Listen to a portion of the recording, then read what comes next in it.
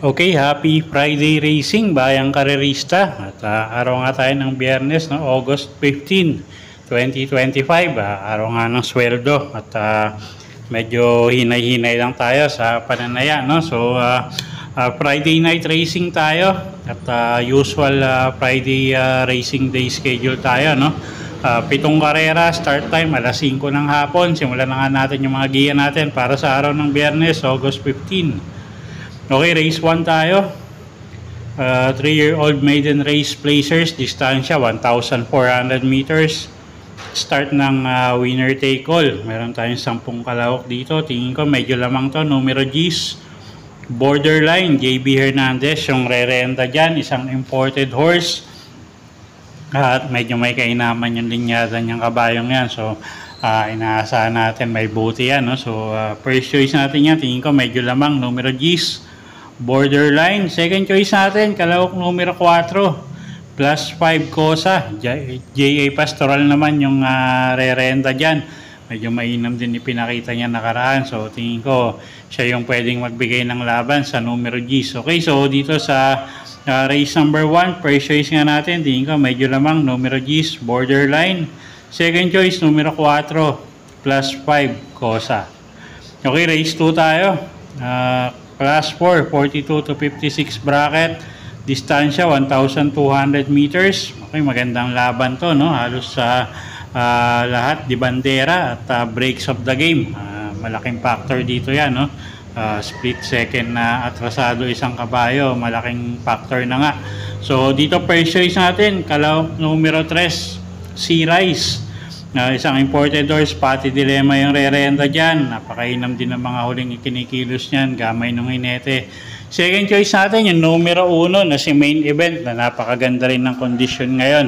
At nakailang panalo na rin yan, no? So Jeff Sarate yung re-renta dyan. Okay, so sa race number 2, dagdag na lang kayo dyan kung may karsonada kayong iba. At anybody's race yan. First choice natin, numero 3, Sea Rise. Second choice, numero 1, Main Event. Okay, race 3 tayo. Class 5, 17 to 41 bracket. Distansya natin dito, 1,200 meters. Start ng peak 5. Okay, single ko na to. Kalahok numero 2 na si Money for Gabriel. At tingin ko medyo super gaang yung laban niya ngayon, no? John Paul Guse yung re-renta dyan, regular rider niya. So tingin ko walang magiging problema. Napakagaang ng laban niya ngayon.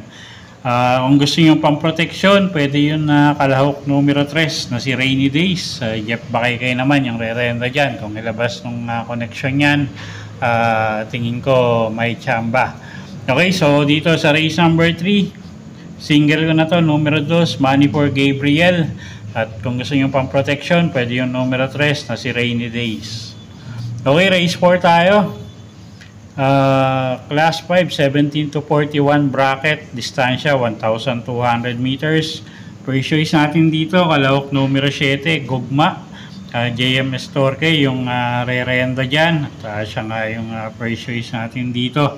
At medyo masama lang ipinapakita nung mga huling takbo niya, pero pag tumakbo ng maayos yan, tingin ko malaki panalo. Second choice natin, kalahok numero 3 na rin na si Giselle's Princess. JD King Flores naman yung re-renta dyan. Pwedeng iuna yan, pwedeng isunod. So second choice natin yan, numero 4, numero 3 na si Giselle's Princess. Okay, so sa race 4, first choice nga natin, numero 7, Gugma. At second choice nga, kalahok numero 3 na si Giselle's Princess. Okay, race 5 tayo. Class 5, 17 to 41 bracket. Distansya 1,200 meters. Halos lowest group na tong grupong to, no? At first choice nga natin dito, kalahok numero 4, Sinag. GL Shego Jr. yung re-renta dyan. Pwedeng iuna, pwedeng isunod. At siya nga yung first choice natin, numero 4, Sinag. Second choice, kalahok numero 8 na si Princess Belle. AP Asuncion naman yung sasakay dyan. Isang matuling kabayo. Pag nauna, tingin ko malaki rin panalo niyan. At siya nga yung second choice natin. At third choice, kalahok numero 8, Pendant. AR Villegas yung sasakay dyan. Okay, so sa race 5, first choice nga natin, numero 4, Sinag. Second choice, kalahok numero 1 na si Princess Belle. Third choice nga natin, pangdehado, kalahok numero 8 na si Pendant. Okay, next race tayo, race number 6, penultimate race, class 4, 42 to 56 bracket. Distansya 1,200 meters. Meron tayong 8 kalahok ulit dito, no? At first choice nga natin dito, kalahok numero 5, Tugatog. Diyan Alvin Guse yung sasakay dyan. Pag nilabas ng connection, tingin ko malaki panalo niyan. At mababa na sa grupo yan. Second choice, kalahok numero 4 na si My Diamond. GL Shego Jr. naman yung sasakay dyan. Isang matuling kalahok. At pag nauna, tingin ko malaki rin panalo niyan. At pwedeng pangdehado rito yung kalahok numero 7 na si Blame the Ghost.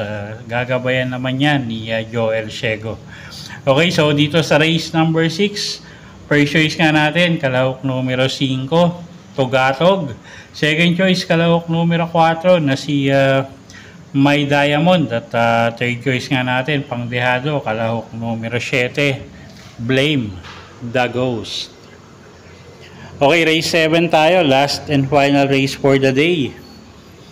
Class 4, 42 to 56 bracket, distansya 1,200 meters. First choice natin dito, kalahok numero 1, Winter on Fire.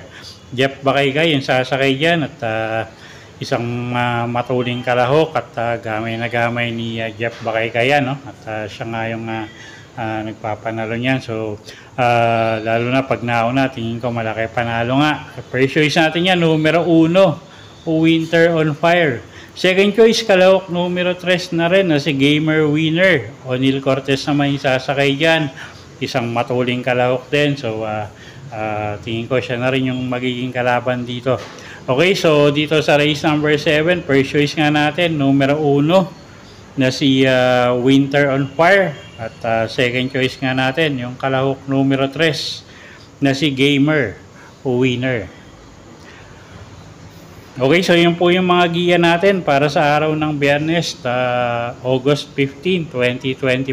Sana po yung makatulong sa pagpili nyo ng mga tatayaang kabayo. Inuulit ko po, kayo pa rin po masusunod kung saan nyo itataya yung pinagpaguran yung pera. Good luck po at happy Friday racing, bayang karerista.